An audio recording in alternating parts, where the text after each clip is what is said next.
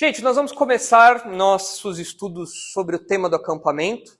Se vocês ainda não tiveram a ficha devidamente caída, nós estamos há 3 semanas do acampamento. Então nós temos o estudo de hoje, mais 2 estudos para tratar desse assunto e depois já é o acampamento já.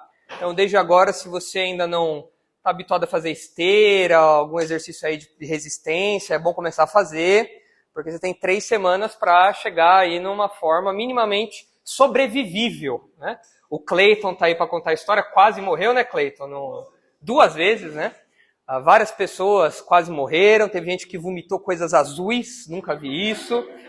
Enfim, então vocês têm aí 3 semanas para se preparar para isso. O Naka já está se preparando, né, Naka? Já há um tempo aí na academia lá e tal. Gotinha já está há anos se preparando, né, Gotinha? Lá puxando os ferros lá. Então, se você não fez nada ainda, você está atrasado, você tem que correr atrás do prejuízo. Mas, além da questão das brincadeiras e tudo mais, é claro que a gente vai tratar de um tema bíblico. O nosso acampamento ele é primariamente um retiro espiritual, ele trata de um assunto bíblico que é pertinente à nossa faixa etária, que é pertinente aos jovens. E como já foi divulgado anteriormente, nosso tema esse ano é Cabeça nas Nuvens, baseado em Colossenses 3:2. E esse trocadilho foi pensado com base no texto, né, que diz, né, pensar nas coisas do alto e não nas que são aqui da terra, por isso é cabeça nas nuvens, mas também porque o jovem, geralmente, ele é um pouco desavisado, ele é um pouco desatento, ele vive um pouco com a cabeça nas nuvens, né? Ele esquece de fechar as coisas, ele esquece de fazer aquilo que o pai e a mãe pedem, ele esquece de fazer a lição de casa, ele esquece que tinha alguma coisa, né? Então é normal viver com a cabeça nas nuvens, aéreo, né? Mas o trocadilho aqui, apesar disso ser a realidade no que diz respeito aos jovens, o trocadilho aqui é mais focado no fato de que nós, como jovens, nós temos realmente que viver com a cabeça nas nuvens, no sentido que a gente tem que pensar nas coisas eternas. A gente tem que pensar nas coisas celestes. A gente tem que pensar nas coisas, nas verdades que transcendem, que estão além daquilo que nós vemos aqui agora. E isso para o jovem é muito raro, porque quando você é jovem, você está no auge da sua existência, né? Você tem energia, você tem fôlego, você tem saúde. Nem todo mundo tem dinheiro, é verdade, mas pelo menos ânimo você tem. Você vai atrás, faz as coisas e tal, você corre. Você pensa em construir a sua vida agora, nesse momento. E é o momento de fazer isso mesmo. Então você começa a empreender, você entra num trabalho novo, você faz uma faculdade, você faz um curso, e você corre atrás de uma casa própria, de um terreninho, de uma namorada, de um namorado, de casamento, de pagar a cerimônia de casamento, de avançar na empresa. E essas coisas todas são boas. Essas coisas são legítimas, elas são apropriadas para o povo de Deus. O povo de Deus, os jovens, têm que correr atrás disso na juventude mesmo. E tem que fazer isso agora. Não adianta você tentar montar a sua vida quando você tiver 50, 60 anos. É agora o momento de você correr atrás disso. É agora o momento de você perder algumas noites de sono, de você perder um pouco de energia, mas você correr atrás e montar tudo isso. Porém, por causa desse horizonte muito próximo, muito material, trabalho, casa, terreno, profissão, a gente esquece que desde agora o jovem cristão tem que pensar em coisas eternas. Ainda que o nosso horizonte seja muito próximo de nós, num futuro a médio, curto prazo, por causa do momento de vida que a gente está, a gente tem que lembrar que desde agora as perspectivas eternas, as verdades eternas, as verdades espirituais norteiam a nossa vida. E eu tenho que pensar na eternidade. Eu tenho que pensar no meu encontro com Jesus. Eu tenho que pensar que hoje eu sou jovem, mas daqui a um tempo essa juventude, esse vigor todo vai começar a se esvair. Alguns mais cedo, outros um pouco mais tarde. Mas chega uma hora que a sua energia vai embora, ela começa a ir embora. E aí, quando isso acontecer, é bom você estar preparado para saber como responder a tudo isso.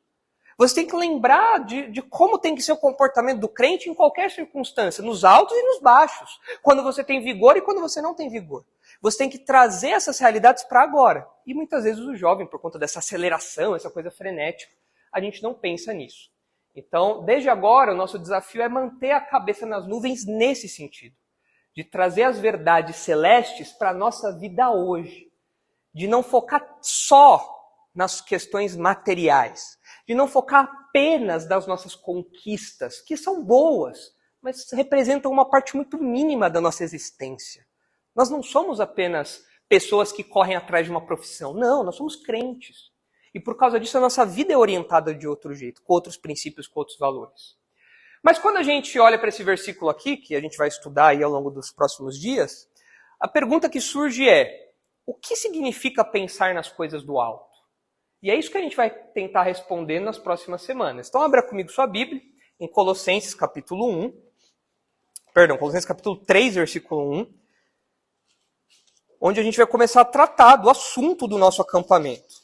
A proposta é que a gente tenha alguns estudos aqui um pouco mais formais. Claro, vocês sempre podem interagir, o estudo é feito pensando nisso, mas ainda é uma estrutura já conhecida de vocês, dos nossos estudos. E no acampamento, como a gente sempre faz, a gente vai ter a nossa hora silenciosa, onde a gente vai pegar outros textos que falam sobre esse assunto e trazer para que vocês conversem em grupos pequenos. Então é bom, é salutar que desde agora, quem tem esse hábito, né, comece a anotar coisas, para você lembrar depois e compartilhar com o pessoal durante o acampamento, no tempo ali de bate-papo. No acampamento, as reuniões, todos juntos, são mais curtas, porque a ênfase é no grupo pequeno, a ênfase é na hora silenciosa, como a gente chama. E nesse acampamento não vai ser diferente. Então, o que significa pensar nas coisas do alto? O texto que está aí, que a gente vai ler daqui a pouco, de Colossenses 3, 1 a 4, apresenta para nós essas 3 respostas aqui. O que é pensar nas coisas do alto? 3 respostas. Em primeiro lugar, pensar nas coisas do alto é resultado de ter uma nova vida sujeita a Cristo. Esse é o ponto de partida, é o que a gente vai ver hoje. Antes de chegar aqui no núcleo do tema do acampamento, que é o versículo 2, a gente precisa ver o que diz o versículo 1. Você não chega no 2 sem passar pelo 1. Então é um ponto de partida fundamental. Pensar nas coisas do alto é resultado, é uma consequência de ter uma nova vida sujeita a Cristo. Em segundo lugar, pensar nas coisas do alto é interpretar a vida a partir de verdades celestes. É você interpretar as coisas que acontecem na sua vida, seu trabalho, sua faculdade, seu relacionamento com seus pais. Tudo isso você interpreta a partir da ótica do próprio Deus. Você interpreta a partir da ótica da palavra dele, daquilo que Deus diz. E em terceiro lugar, pensar nas coisas do alto é aguardar um futuro glorioso. E aqui é onde muitas vezes a gente, como jovem, pode deslizar. Porque pra gente a glória é agora. Pra gente a glória é agora, que o corpo tá tudo certo, você tá forte lá, tá saudável. E pouco você pensa que há uma glória futura. O que você está vivendo não é glorioso, por assim dizer, agora. A glória mesmo é lá na frente. Então nós pensamos nas coisas do alto quando aguardamos esse futuro glorioso. Ou seja, eu vivo o presente, mas meus olhos ficam lá no futuro. E eu espero esse futuro chegar, eu almejo, eu anseio esse futuro chegar. Por mais que agora eu tenha muita coisa para fazer. Por mais que agora eu tenha muitos alvos para conquistar. Mas eu vivo o presente, ansiando pelo futuro. Essa é a perspectiva do crente. Isso é pensar nas coisas do alto também. Mas hoje a gente vai ver só esse primeiro ponto. A gente vai ver só essa introdução aí que diz que pensar nas coisas do alto é resultado de ter uma nova vida sujeita a Cristo. Esse é o ponto de partida. Então vamos ler o texto todo para a gente entender aí. Eu trouxe aqui na tela para vocês, mas vocês podem ler na Bíblia de vocês. Se tiver uma versão diferente, pode nos ajudar eventualmente. Então acompanhem comigo nas suas versões ou no que está aqui na tela. É um trecho curtinho, mas que a gente vai dedicar aí a atenção a cada palavrinha, a cada expressãozinha, para a gente entender e absorver realmente o que é pensar nas coisas do alto. Esse é o tema do nosso acampamento. Então o texto diz assim: portanto, se fostes ressuscitados juntamente com Cristo, buscai as coisas lá do alto, onde Cristo vive, assentado à direita de Deus. Pensai nas coisas lá do alto, não nas que são aqui da terra. Porque morrestes, e a vossa vida está oculta juntamente com Cristo em Deus. Quando Cristo, que é a nossa vida, se manifestar, então vós também sereis manifestados com Ele em glória.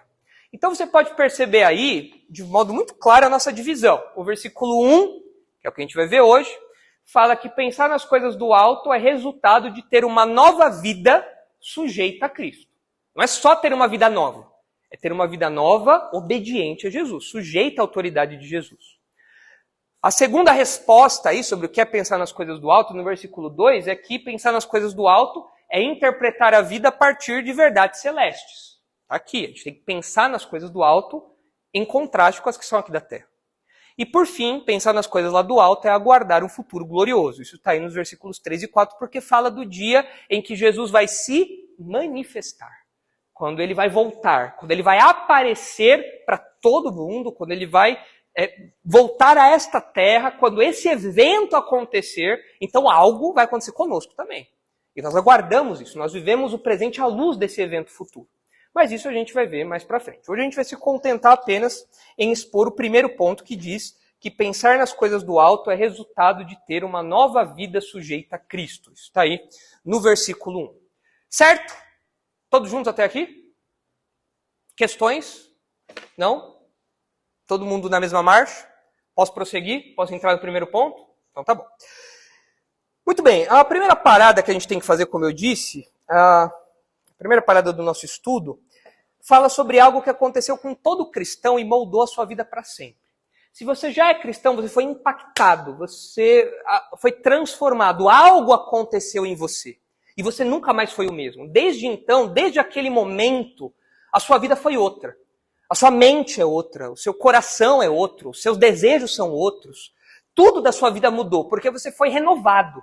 Você ganhou um novo coração, você ganhou uma nova mente, você era trevas e agora a luz brilhou dentro de você. Tudo mudou. Se você é cristão, isso aconteceu com você.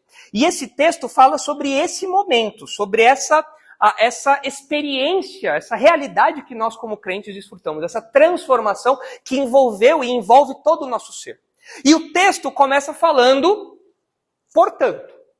Vocês sabem que um portanto sempre conecta com algo que vem antes. É uma conclusão de uma coisa que foi falada antes. Então agora você vai olhar aí na sua Bíblia e você vai entender comigo por que esse portanto está aí. Qual que é a conclusão de Paulo? Ou melhor, por que esse trecho todo é uma conclusão de algo que Paulo tem falado.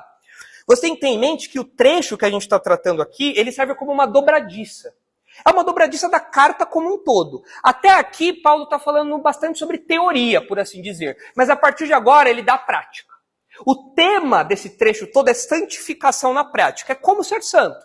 Como ter uma vida que agrada a Deus. Eu, como cristão, preciso ter uma vida que agrada a Deus. E como isso acontece? Paulo vai desenvolver isso a partir de agora. E é uma dobradiça porque ele mostra para nós, no capítulo anterior, como não fazer isso.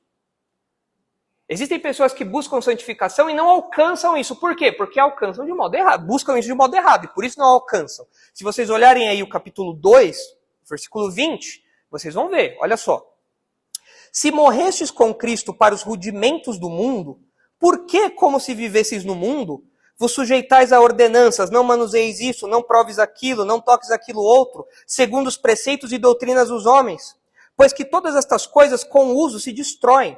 Tais coisas, com efeito, têm aparência de sabedoria, como o culto de si mesmo e de falsa humildade, de rigor ascético. Todavia, não tem valor algum contra a sensualidade. Paulo acabou de falar aí no finalzinho do capítulo 2 sobre ferramentas ineficientes para você alcançar uma vida santa. Como não ser santo? Paulo disse aqui. Essas coisas que os falsos mestres falavam, não funcionava, não dava certo. Agora, nesse trecho que a gente está lendo aí, Paulo apresenta para nós a raiz de uma vida santa. O fundamento de uma vida santa. Como alguém pode ter uma vida santa? Bom, primeiro essa pessoa precisa ser transformada. Essa pessoa precisa ser ressurreta. Essa pessoa precisa buscar as coisas do alto. Essa pessoa precisa olhar para Cristo de um modo específico. Então são as raízes da nossa santificação. E se vocês olharem na Bíblia de vocês, do versículo 5 até quase o final da carta, Paulo fala na prática como atingir uma vida santa. Se eu tenho as raízes certas, se eu tenho os fundamentos certos, se eu estou fundamentado no lugar certo, então como que eu faço essa vida nova, essa vida transformada, frutificar? Como eu posso ter uma vida santa? Paulo vai dizer na sequência, ele fala aí, façam morrer a vossa natureza terrena. Depois ele fala para despojar-se de ira, indignação, maldade, não mentir, revestir-se do novo homem. É um processo de santificação que só funciona quando está fundamentado na coisa certa, quando está fundamentado, quando está enraizado naquilo que é a verdade. E os falsos mestres que estavam atormentando a igreja de Colossos, eles ensinavam práticas, eles propunham práticas ascéticas, como o texto diz aqui, que são práticas de negar qualquer tipo de prazer corporal. Então eram pessoas que não comiam determinados alimentos, eram pessoas que tinham um calendário rigoroso sobre datas e festas e tudo mais, eram pessoas que tinham práticas sexuais restritas ali, abrindo mão de coisas legítimas da sexualidade, mas que para eles, quanto mais eles abrissem mão disso, mais próximos de Deus eles estariam. Essa era a vida daqueles falsos mestres, esse era o ensino deles. E Paulo quer falar, isso aí não funciona. Essas coisas todas, elas parecem ser de alguém que está num nível acima, ter de um estado espiritual melhor, mas essas coisas não funcionam, elas não promovem a santidade de verdade. Esse ascetismo aí muda apenas o exterior, muda apenas o que está por fora, mas não muda o coração, não tem esse poder. A santificação não é promovida a partir dessas regrinhas que o pessoal cria de pode ou não pode. E é muito interessante a gente falar disso porque a nossa série fala justamente sobre regrinhas de pode ou não pode. E santificação não é alcançada nessa base de regrinhas humanas, vazias e inúteis. E logo de cara, então, apenas nesse portanto aqui, a gente olhando para o que Paulo acabou de falar e para o que ele vai falar na sequência, a gente percebe, de modo muito prático, que a nossa espiritualidade, ou seja, pensar nas coisas do alto, não pode ser definido a partir de regrinhas inventadas pelas pessoas, inventadas pelos outros. Isso não é verdadeira santidade. E isso não é pensar nas coisas do alto.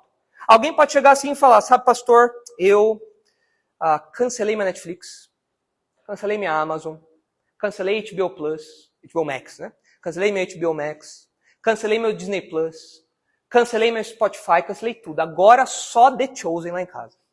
Só The Chosen. Sabe, pastor, eu não ouço mais rock. Rock é do diabo. Cheguei a essa conclusão. Não ouço mais meu sertanejo. Não deveria ouvir mesmo, mas tudo bem. Não ouço meus pagodes. Não deveria ouvir mesmo, mas tudo bem. Né, Cleiton? Mas, não deveria ouvir mesmo, mas tudo bem. Como que é que a Helena gosta? Sertanejo universitário, né? Meu Deus, né? Marilinha, rainha, né? Não. Pastor, eu não ouço mais nada disso. Agora eu sou santo, pastor. Lá em casa, só inário para o culto cristão. Minha Alexa até já sabe. Né? Eu peço para ela cantar, ela fala glória a Deus e começa a cantar. Vai aleluia e começa a cantar a minha playlist lá. A pessoa fala, sabe, pastor, eu cheguei à conclusão que bermuda é do diabo. Não uso mais bermuda, agora só calço. Pastor, cheguei à conclusão que ir para a praia é do diabo, não vou mais na praia, agora só ando em monte. Só vou no monte orar, porque tem lugar muito mais santo e tudo mais.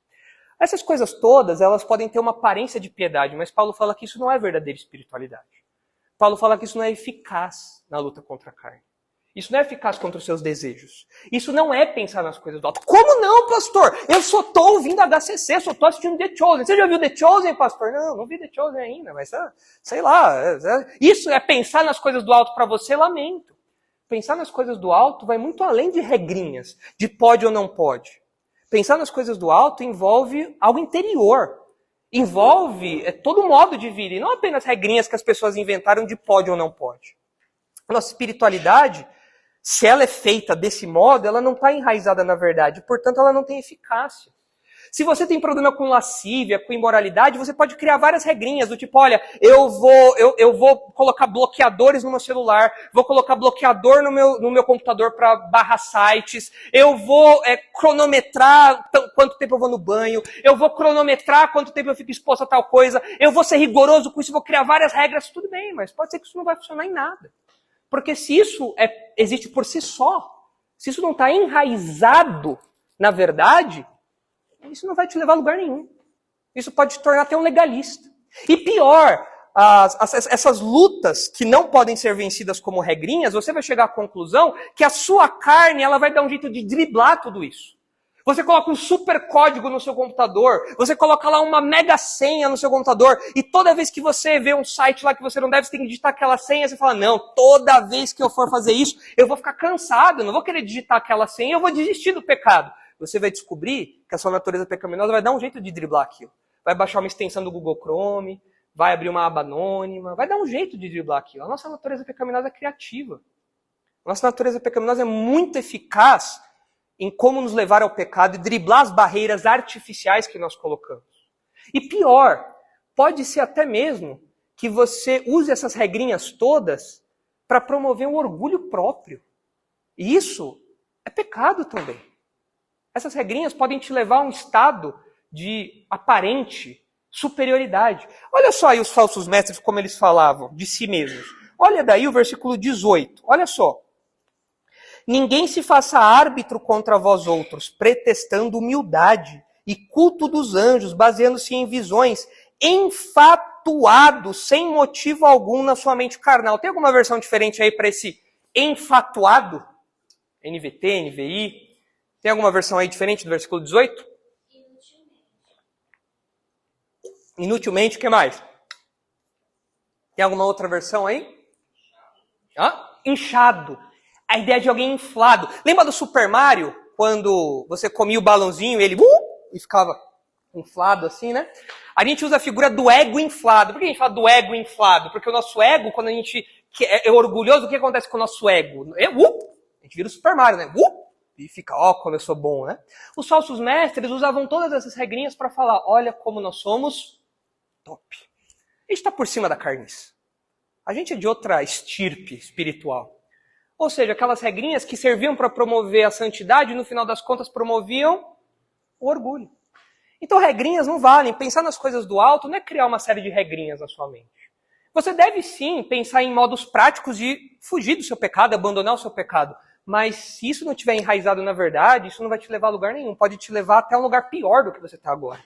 Porque pode te levar a uma vida orgulhosa.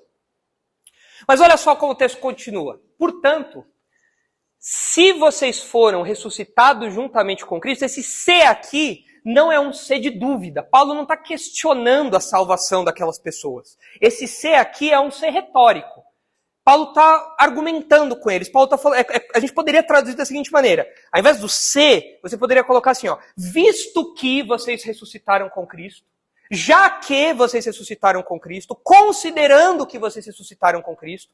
Então Paulo não está falando de uma dúvida se eles eram crentes ou não. Paulo está falando de uma certeza.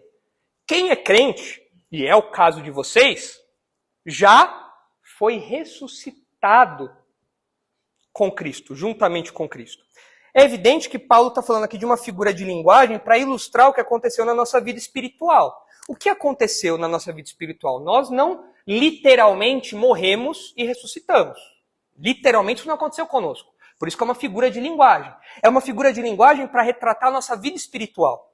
Ou seja, nós como crentes, nós morremos e ressuscitamos. Espiritualmente falando. Isso quer dizer o quê? Que o crente morreu para as coisas do mundo e agora tem uma nova vida.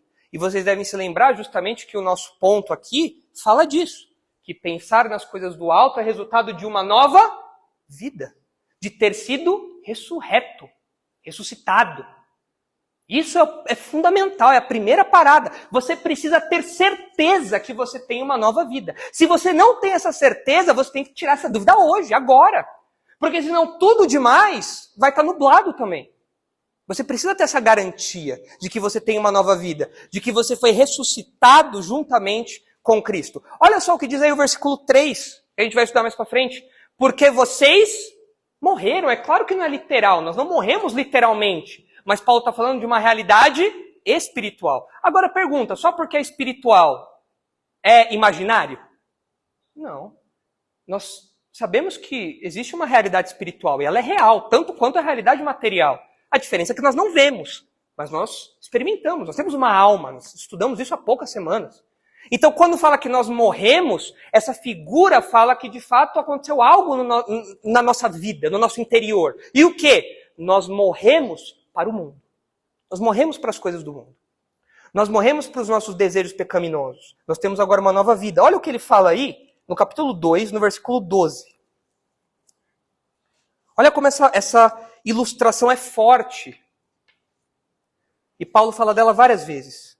Colossenses 2:12. Tendo sido sepultados juntamente com ele no batismo, no qual igualmente fostes ressuscitados mediante a fé no poder de Deus que o ressuscitou dentre os mortos. E a vós outros que estáveis mortos pelas vossas transgressões e pela incircuncisão da vossa carne, vos deu vida juntamente com ele, perdoando todos os nossos delitos, tendo cancelado o escrito de dívida que era contra nós e que constava de ordenanças, o qual nos era prejudicial, removeu inteiramente encravando-o na cruz. Todo ser humano nasce espiritualmente morto. Todo ser humano nasce espiritualmente devedor a Deus, por conta da nossa rebeldia e do nosso pecado. Mas Jesus, quando morre e ressuscita, e todo mundo que pela fé chega até ele, então essa pessoa também morre e ressuscita. E aqui Paulo fala que essa nova vida que nós temos é uma vida marcada pelo perdão que nós recebemos. É você chegar até Deus e falar, Senhor, eu me arrependo dos meus pecados. E eu preciso que Jesus me lave dessa culpa. O Senhor pode fazer isso? Deus responde a sua oração e lava os nossos pecados e perdoa os nossos pecados, por mais sujos que eles sejam. Olha o que Paulo fala em Efésios, capítulo 2.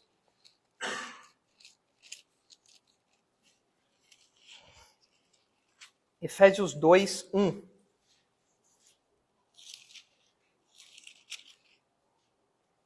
Ele vos deu vida, estando vós mortos em vossos delitos e pecados, nos quais andastes outrora, segundo o curso deste mundo, segundo o príncipe da potestade do ar, do espírito que agora atua nos filhos da desobediência, entre os quais também todos nós andamos outrora, segundo as inclinações da nossa carne, fazendo a vontade da carne e dos pensamentos.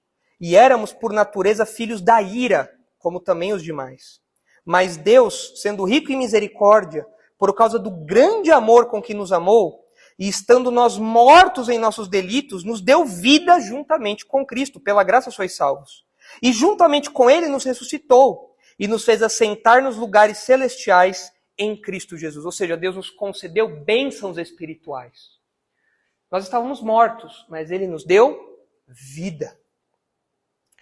Nós éramos, como o texto diz aí nos versículos 2 e 3, nós servíamos a quem? Quem era o nosso Senhor? Quem era o nosso dono? Olha aí no versículo 2. Quem era o nosso chefe? Quem era o nosso patrão? Príncipe da potestade do ar, o príncipe dos poderes espirituais. Quem é esse camarada aqui que o texto está falando? O próprio diabo. O mundo jaz nele, a Bíblia diz isso. O mundo é governado pelo diabo, com um modelo de pensar, um jeito de pensar contrário a Deus. E nós servíamos a ele.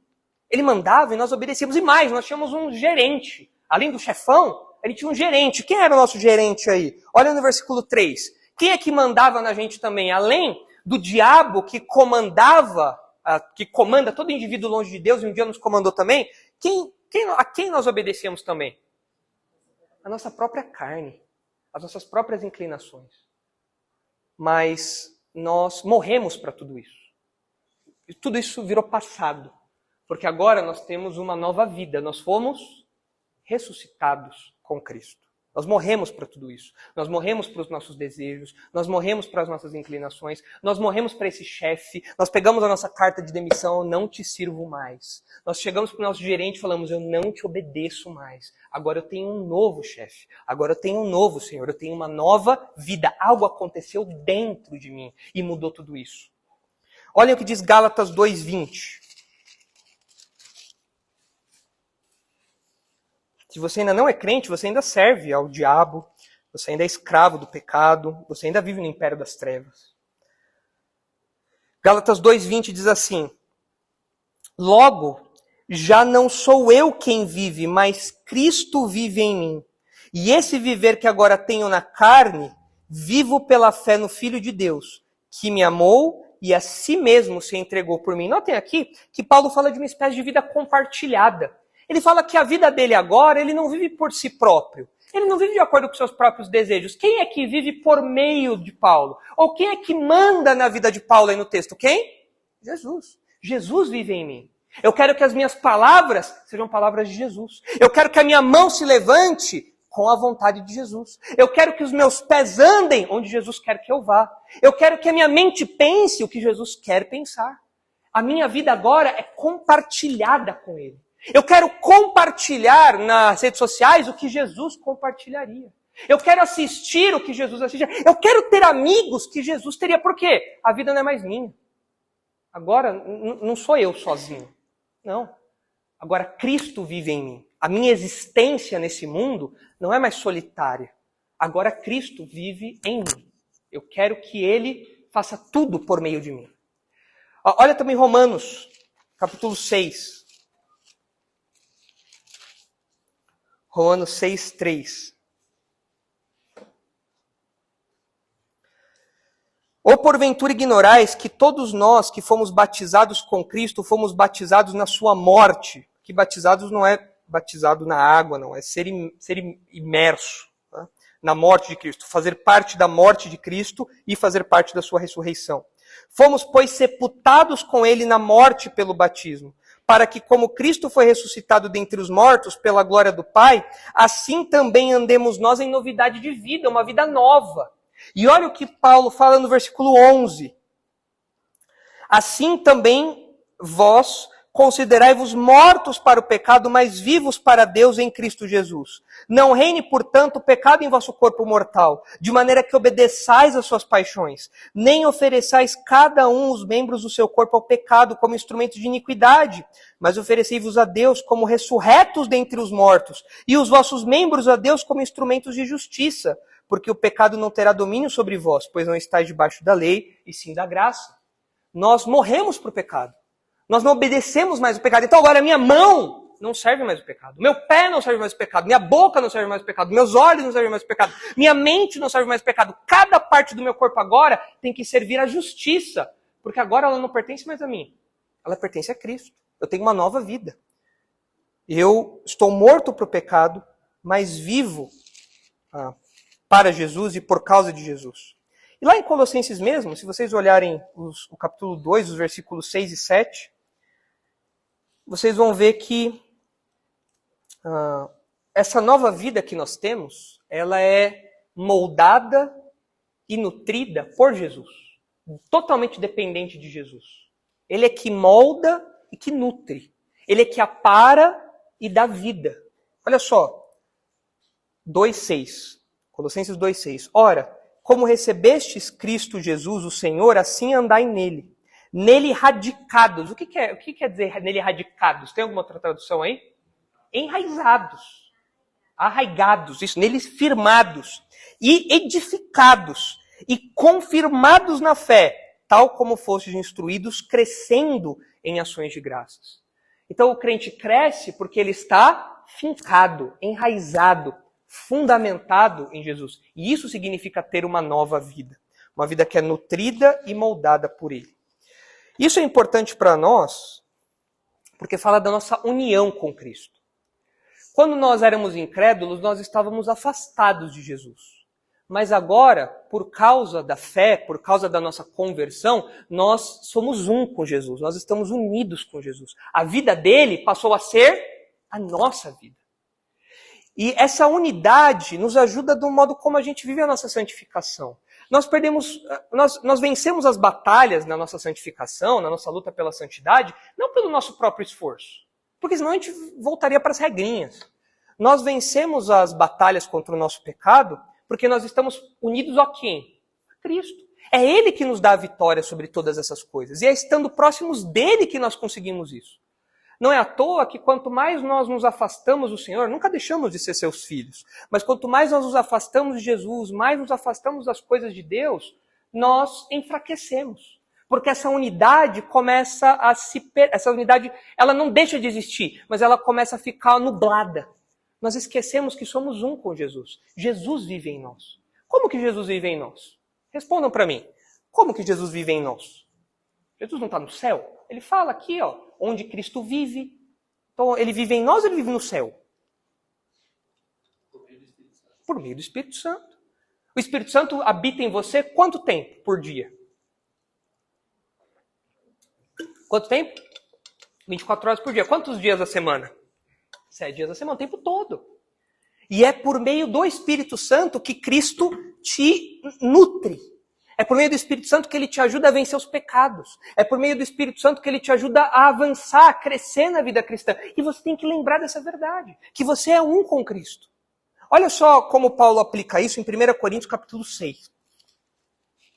Olha como a doutrina da unidade com Cristo, da nossa união com Cristo, impacta diretamente a nossa santidade. Por que eu tenho que me afastar do pecado? Porque eu sou um com Jesus. Por que eu não posso ver coisa errada na internet? Porque eu sou um com Jesus. Por que eu tenho que tratar minha esposa do jeito certo? Porque eu sou um com Jesus. Por que eu tenho que tratar meu marido do jeito certo? Porque eu sou um com Jesus. Por que eu tenho que não posso colar na faculdade, na escola? Porque eu sou um com Jesus. Por que eu não posso sair ficando beijando os meninos e as meninas por aí? Porque eu sou um com Jesus. Ele vive em mim, não sou mais eu que vive. Se você vive para você, aí você não é crente. Agora, se você é cristão, você não vive mais para você. Você morreu para tudo isso. Agora é Jesus que vive em você. E olha só como essa união com Cristo faz a diferença na nossa santidade. Em 1 Coríntios 6,17, Paulo está dando uma bronca sobre a prostituição, sobre os coríntios ficarem se envolvendo em prostituição sexual, imoralidades. E olha o que Paulo diz. Mas aquele que se une ao Senhor é um espírito com ele, um só, é uma unidade. É uma comunhão intensa por meio do Espírito Santo que habita em nós. Quanto mais essa unidade estiver clara na nossa mente, mais santo você vai ser. Quanto mais você lembrar, Jesus vive em mim, eu ressuscitei com Ele, Ele ressuscitou e Ele vive em mim, então mais santo você vai ser. Se essa verdade ficar distante, apagada na sua mente, mais dificuldade para ser santo você vai ter. E olha como Paulo continua, né? Vocês foram ressuscitados, ou seja, vocês ganharam uma nova vida, assim como Jesus ressuscitou, vocês ressuscitaram também, vocês têm uma nova vida agora, moldada por tudo isso. À luz disso, vocês têm que buscar as coisas lá do alto. Os cristãos deixaram essa vida, os seus amores. Nós nos mudamos para um novo domínio, um domínio onde Cristo vive. Nós agora pertencemos a um outro reino. Nós agora pertencemos a um outro lugar. Não somos mais do Império das Trevas. Não somos mais da turma do Darth Vader. Agora a gente é da turma dos Jedi, dos Skywalker, né? Dos Anakins lá e tudo mais. A gente é da turma do bem agora. Né? Nós éramos das trevas, agora somos da luz. Mudamos de império. E, portanto, nós temos que rever os nossos amores, os nossos desejos. Nós temos que realocar tudo isso, redirecionar tudo isso. A palavra que Paulo usa é muito interessante, a palavra buscar, que significa aplicar um real e intenso esforço para realizar o desejo ou objetivo de alguém. É almejar algo intensamente. É buscar, não no sentido de você procurar. Onde eu coloquei a chave de casa? Não é um buscar no sentido de encontrar algo que está perdido. É do buscar no sentido de você se engajar. De você ir atrás daquilo. De você dirigir esforços para aquilo. De você acordar pensando nisso, viver pensando nisso, dormir pensando nisso, comer pensando nisso. Mais ou menos o que acontece quando você tem um crush aí, você não para de pensar na pessoa. Está buscando aquela pessoa, essa é a ideia. É você se concentrar naquilo e colocar todas as suas energias dirigidas para aquilo. E é claro que isso inclui os nossos valores, mas também aquilo que a gente ama, os nossos amores. Porque eu busco aquilo que eu amo. Eu foco naquilo que move o meu coração. Ah, pastor, eu gosto de carros, meninos aí, Moreira não veio hoje, mas especialmente o Moreira adora carro. 99% das coisas que o Moreira posta, eu sei que vai ser de carro. Por quê? Porque ele ama. Então o Moreira busca. O cara trabalha na Ford. O cara vai em exibição de carro, vai em rolê de gente de carro, se veste, sei lá, como gente de carro. Tem o quarto dele é temático de carro, não sei. Mas ele ama aquilo e, portanto, ele busca. Nilson, você gosta de quê? Futebol. Olha o que você vai falar. Cuidado. Cuidado. Futebol. Então o Nilson, eu sei alguém que gosta mais de futebol que você aqui. É o Lucha. O Lucha gosta mais de futebol do que o Nilson. O Lucha, ele acorda, a Helena vai me confirmar se é isso ou não. Pelo menos quando ele era solteiro aí, nos acampamentos, aí nos lugares, era assim. Ele acordava, qual que é o primeiro aplicativo que ele abre? Globo Esporte. Preciso ver o que aconteceu de madrugada, contratações e tudo mais. Né? A Helena, por outro lado, não ama futebol, mas ela ama o quê? Eu? O que você ama? Já. Eu ia falar uma coisa mais nobre, né? TikTok. Não, tudo bem. Deixa eu... Você falou que você abre depois, eu pensei, sei lá, porque eu vou abrir, talvez. Ok, não, vamos enobrecer isso daí. A Helena ama decoração, moda, coloração pessoal. Então a Helena dorme pensando, nossa, o Naka, ele é um outono molhado. Nossa, é verdade. O Kevin, ele é um verão seco. Ela dorme pensando nas cores das pessoas e, portanto, ela busca, ela faz cursos, ela compra coisas, ela vai atrás disso. Por quê? Porque os amores dela estão colocados nisso daí. Eric gosta de quê? Futebol também? Vocês moleques gostam de tudo de futebol? Gotinha gosta de quê? Ó, o que você vai falar, Gotinha. Tecnologia. Então Gotinha vai, abre lá no Tecmundo, vê lá as atualizações, lê lá os negócios, porque ele ama e, portanto, ele busca. É isso que é buscar aqui. É você ir atrás daquilo que te cativa, daquilo que te move. Isso é buscar. E todos nós, quando nos convertemos, nós ganhamos uma nova bússola. Nós ganhamos um novo norte. Nós ganhamos algo que norteia a nossa vida e que norteia, portanto, a nossa busca. E essa busca que eu tenho falado aqui, de buscar as coisas do alto, é evidente que ela só é possível para aqueles que se converteram. Por quê? Porque ganham um novo coração e uma nova mente. Os nossos amores foram ajustados. O incrédulo, ele busca o quê? Qual que é a grande busca do incrédulo? O que o incrédulo busca constantemente? Dá um exemplo para mim. Prazeres. Então, uma vida sexual, satisfação corporal, o que mais? Fama, status. Ah, obrigado pelo negócio. Essas palhaçadas aí. O que é isso? O que é essa palhaçada de NPC? Isso daí é a busca por dinheiro fácil, por fama, por status, sei lá. Isso aí deve ser alguma doença, não sei. Mas o que é isso? É a busca do homem longe de Deus. Ele busca essas coisas, fama, status, dinheiro, prazeres, carros, marcas. É isso que o homem longe de Deus busca. O crente, ele tem os seus amores trabalhados, renovados, mudados, transformados. A gente busca outras coisas agora. E é interessante a gente ver que o nome do nosso grupo é Darash. Você sabe o que significa Darash? O que significa Darash? Buscar. É uma palavra hebraica. Aqui Paulo está escrevendo em grego, é verdade, não é a mesma palavra, mas é o mesmo sentido. O Darash do Antigo Testamento é o buscar daqui. Nós, como grupo de jovens, nós temos que buscar. Se estivéssemos falando em hebraico, nós temos que darash. Nós temos que buscar as coisas do alto. Ou seja, a nossa identidade como grupo, a nossa identidade mais básica como grupo, significa buscar as coisas de Deus. Nós nos reunimos para quê? Para buscar as coisas de Deus. Ah, então quer dizer que eu não vou no darash para fofocar? Não, você vai no darash para buscar. Ah, quer dizer que eu não vou no darash para flertar com os outros e tal? Isso aí pode ser secundário. Talvez você venha para isso, não sei. Mas não é o principal. Também, né? Também. O Vitor já cutucou a Helena. Mas casaram por quê? Porque vieram no Darash buscar outras coisas, né? Mas não é o principal. Nosso grupo vem para buscar a Deus. Por isso que nós temos estudo bíblico, por isso que nós louvamos a Deus, por isso que nós temos momento de oração. É uma busca. O nosso grupo faz isso, está na nossa identidade. Agora, a nível pessoal, como que a gente pode buscar essas coisas? O que significa buscar? Se a ideia de buscar as coisas do alto aqui é só buscar as coisas de Deus, o que significa buscar essas coisas então? Como que eu busco isso? Se buscar tem essa ideia de colocar energia, colocar como alvo, me aplicar a isso, como que eu busco essas coisas então? Como que eu faço isso na prática? Ok? Então, eu preciso me dedicar à leitura bíblica.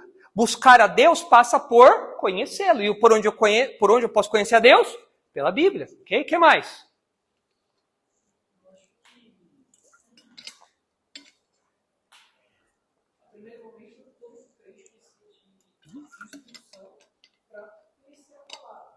Uhum.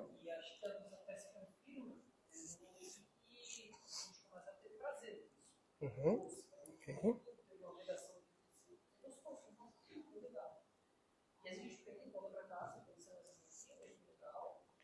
E aí na segunda, às vezes, com certeza a gente fica com dúvidas, a gente fala, eu vou rever isso, né?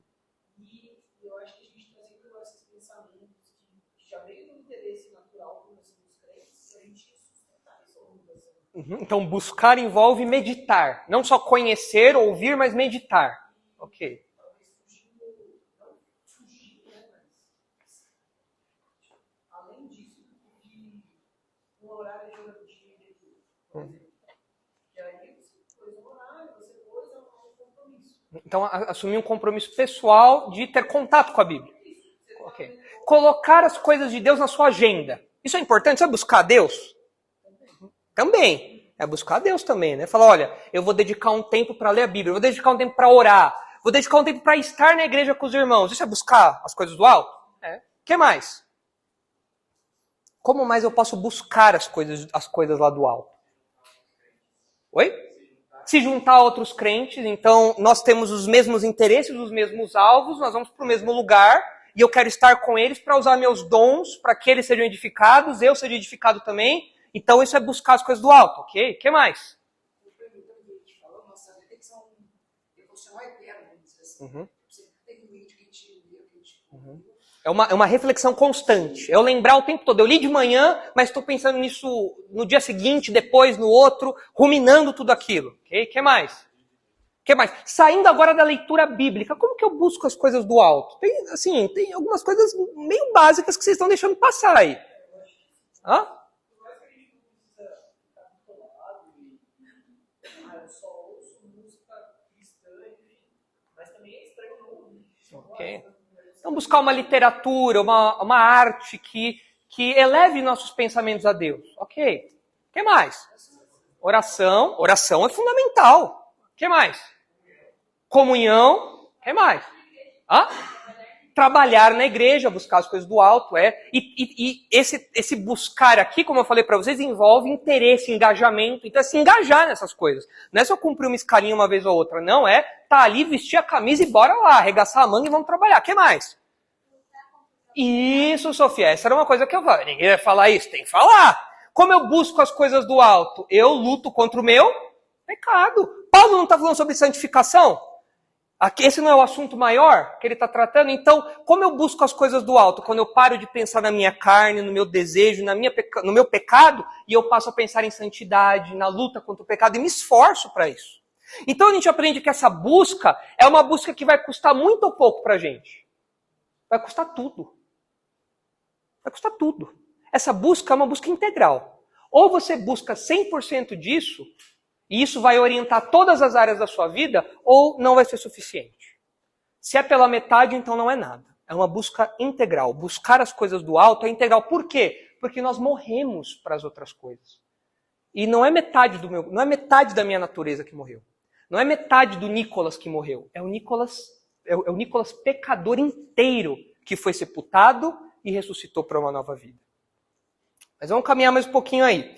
Vocês devem se lembrar de textos que falam sobre isso, né? Sobre buscar as coisas do alto. Olha só, por exemplo, Mateus 6. Texto famoso esse.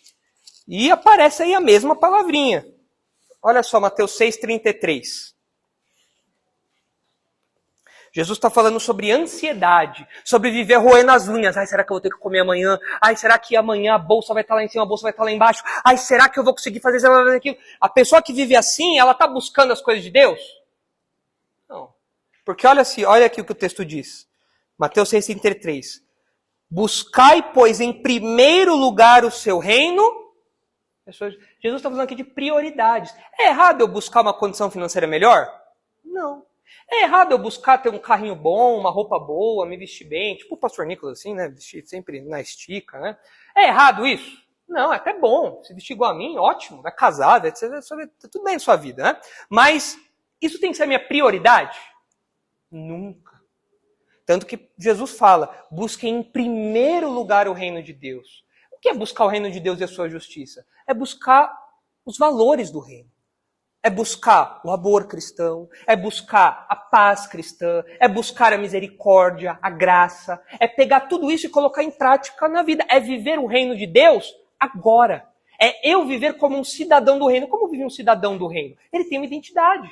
Ele se comporta de um jeito. Isso é buscar o reino de Deus e a sua justiça, em primeiro lugar. E o resto, pode deixar que Deus cuida. O básico que a gente precisa, Deus vai cuidar. Olha um outro texto aí, Romanos 2.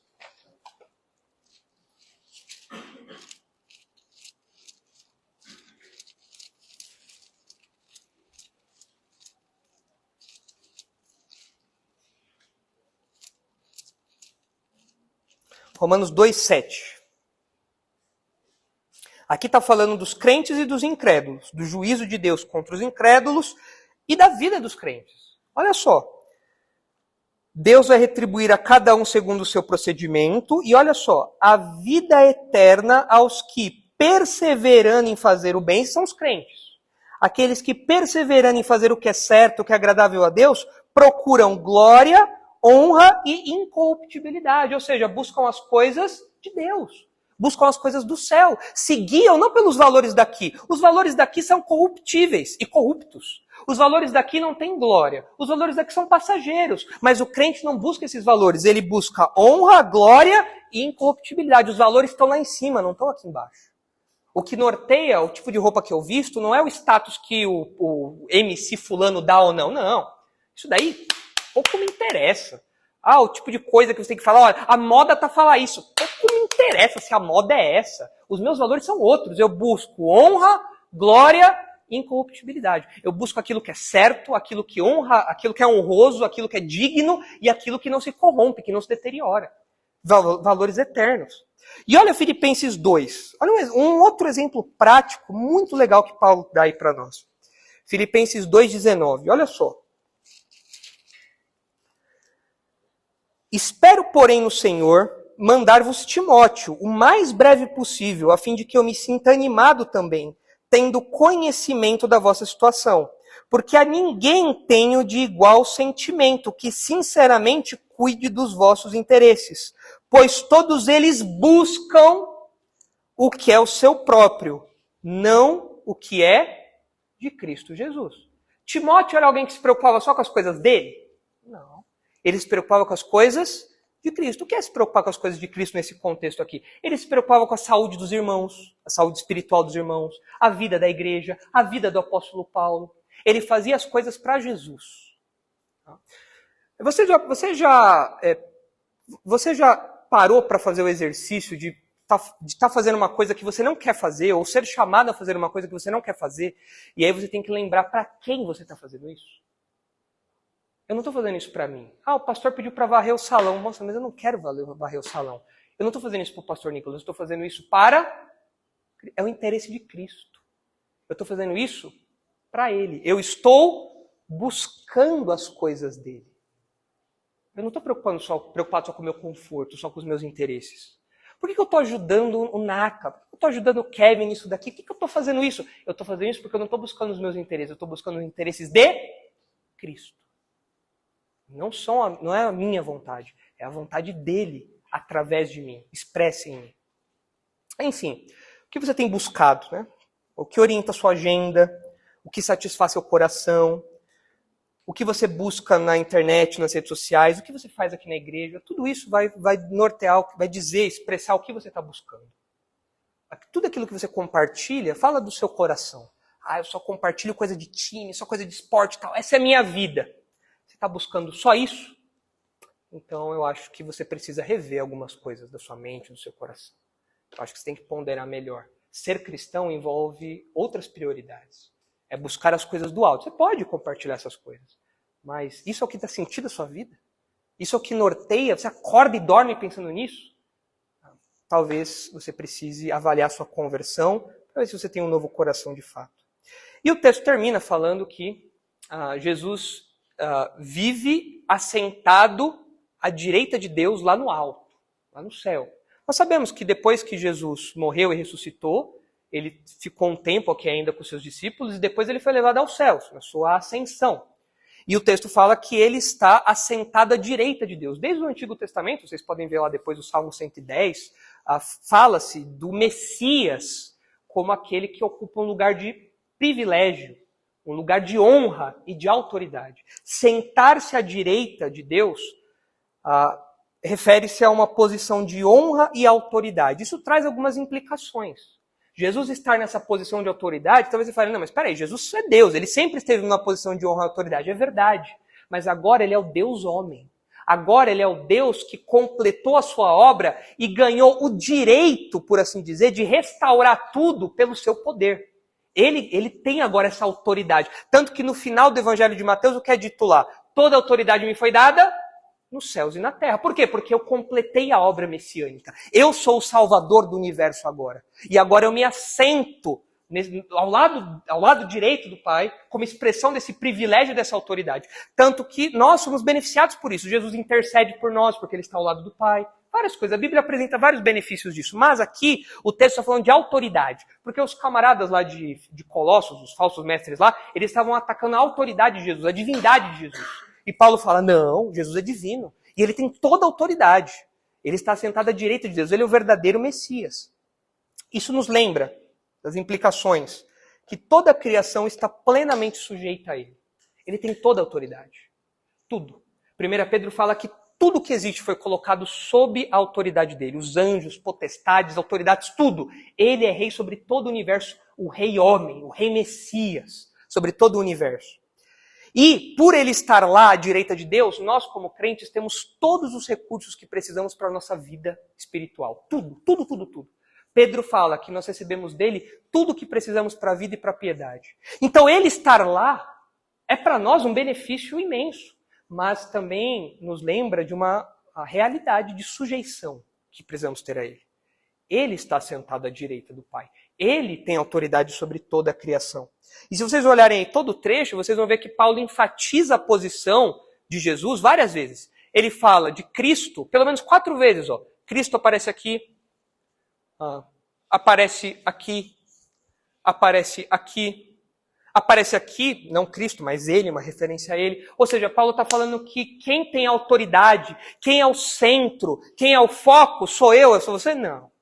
A autoridade, o centro é Jesus. E é por isso que a gente falou, no nosso primeiro ponto, que pensar nas coisas do alto é resultado de ter uma nova vida sujeita a Cristo. Pensar nas coisas do alto é reconhecer a autoridade suprema de Jesus sobre todas as coisas da nossa vida, sobre todas as áreas. Não tem uma área da sua vida que não deva estar sob a autoridade de Jesus. O que ele manda em todas as áreas, você tem que falar, sim, Senhor. Porque ele tem toda a autoridade sobre o céu e a terra. Ele é quem está à direita do Pai. Não você, o seu desejo, o que você pensa. Ele tem toda essa autoridade. Hoje em dia a gente vive crise de autoridade. As pessoas não recebem, não aceitam mais autoridade. E nós, muitas vezes, perdemos as nossas lutas contra o pecado porque nós temos lapsos ou expressões de rebeldia contra a autoridade de Jesus. Todas as vezes que nós pecamos, nós falamos, não é você que manda aqui, sou eu. Eu vou fazer isso. Todas as vezes que nós pecamos, nós declaramos a nossa independência, ou pseudo-independência. Falando, não, isso que você mandou, não. Eu vou fazer o que eu quero. Isso, é claro, nos leva às consequências disso. Mas quando nós entendemos a autoridade e a suficiência de Jesus, então nós conseguimos vencer o pecado. Porque ele manda. E nós obedecemos. Abandone isso. Para de falar mentira. Sim, Senhor. Para de roubar e vai trabalhar. Sim, Senhor. Vá acolher seus irmãos. Sim, Senhor. Ele está sentado no trono, não eu. Ele é a autoridade. Por isso que nós temos uma nova vida sujeita a Cristo. Quando Jesus manda, nós nos rebelamos, nós declaramos nossa independência pessoal. Quando Jesus fala, eu te satisfaço, mas nós falamos, não, eu quero me satisfazer sozinho. Então nós declaramos que ele não é suficiente para o que a gente precisa, sendo que ele tem autoridade e ele é suficiente. Então a primeira parada que a gente tem aí na nossa jornada, nesse texto, nos leva a uma avaliação individual que você tem que fazer. Você tem uma nova vida? O tema é pensar nas coisas do alto. Para você pensar nas coisas do alto, em primeiro lugar, você precisa garantir que você ressuscitou. Que você morreu para as coisas do mundo, morreu para si mesmo e ressuscitou para Jesus. Com Jesus. E agora você tem uma nova mente, um novo coração e você busca as coisas do alto. E não só isso, essa nova vida ela é sujeita a Cristo. Você tem uma nova vida e você já se sujeitou ao senhorio de Cristo. Ou seja, ele é o dono da sua vida, ele manda e você fala sim, Senhor? Ou você faz o que você quer, o que dá na telha, e você não está nem aí para o que Jesus fala. Se esse é o seu caso, então você não tem uma nova mente. Porque todo mundo que tem uma nova mente e um novo coração vive em obediência a ele, lutando contra o pecado, batalhando contra o pecado, buscando as coisas do alto, constantemente, intensamente, violentamente, agressivamente, lembrando dessas verdades aí. Jesus me deu uma nova vida e Jesus é a autoridade sobre todo o universo. Então essa é a primeira parada. Pensar nas coisas do alto é resultado de ter uma nova vida sujeita a Cristo. Considerações. Enquanto isso eu bebo água. E aí? Kevin? Os puritanos falavam bastante sobre a mudança de afeto. A pessoa que tem afeto pelo mundo, ela não vai conseguir obedecer essas regras de pai, Não. fazer o que é errado. Então, precisa ter uma mudança nos afetos para poder engajar, né? Para poder buscar as coisas do alto. Eu tenho que mudar o que eu amo. Quando eu me converto, os meus amores mudam, os meus afetos, como os puritanos usavam a linguagem, mudam. Né? Eu agora não amo mais a sujeira, a lama. Eu amo as coisas de Deus. Ainda tem uma parte de mim que luta contra isso, é verdade. Mas é uma luta, não é uma entrega completa. Porque os meus amores foram transformados. O que mais?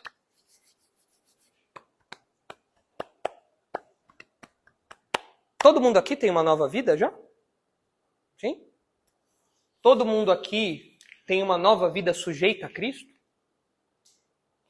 Importante você dormir com esse barulho aí. Tem que dormir com esse barulho. Senão, tudo que a gente falar aqui na sequência vai ser vazio para você. Você precisa ter uma nova vida sujeita a Cristo. Muito bem, na próxima semana, então, a gente vai entrar no ponto 2, que aí é o núcleo duro, né? O core aí do nosso tema. Já que eu tenho uma nova vida sujeita a Cristo, então eu agora interpreto a vida, essa vida, as coisas da minha existência, a partir de verdades celestes. Como eu leio o mundo muda. Como eu interpreto as coisas mudam. E aí a gente vai ver como é isso daí, qual é a relação disso com pensar nas coisas do alto. Beleza? Então tá bom, eu vou orar e aí a gente vai para as novidades do acampamento aí. Santo Deus, agradecemos ao Senhor pela obra de Jesus. Obrigado porque um dia o Senhor enviou seu Filho para morrer em nosso lugar. E na morte e ressurreição dele, nós temos a nossa salvação, o perdão de pecados, e agora nós podemos nos aproximar do Senhor com uma nova vida sujeita a Cristo. Nós agora não estamos mais sujeitos à nossa própria vontade, aos nossos próprios desejos, ao senhorio do mundo, do diabo, não. Agora nós temos uma autoridade que está sentada ao seu lado, numa posição privilegiada e de autoridade. Ajuda-nos a obedecê-lo, Pai. Aos comandos dele que nós nos sujeitemos, às palavras de ordem dele que nós prontamente obedeçamos, que nós não nos rebelemos, que nós não nos indignemos, que nós não nos frustremos com isso, não, mas que os nossos amores estejam calibrados, os nossos afetos estejam calibrados, tudo isso trabalhe para a busca pelas coisas do alto, para a busca do seu reino, dos valores do seu reino. Que nós vivamos isso, que nós obedeçamos ao Senhor Jesus e que nós nos empenhemos em buscar a santidade, a comunhão com o Senhor, a edificação dos nossos irmãos, que nós façamos as mínimas coisas do nosso dia para Jesus e que tudo isso seja uma busca constante das coisas do alto. Que nós vivamos as coisas do presente, as coisas aqui desse mundo, à luz da nossa prioridade, do nosso alvo principal, que é buscar as coisas do céu, as verdades eternas. Ajuda-nos nisso, por favor. É o que nós pedimos, em nome de Jesus. Amém.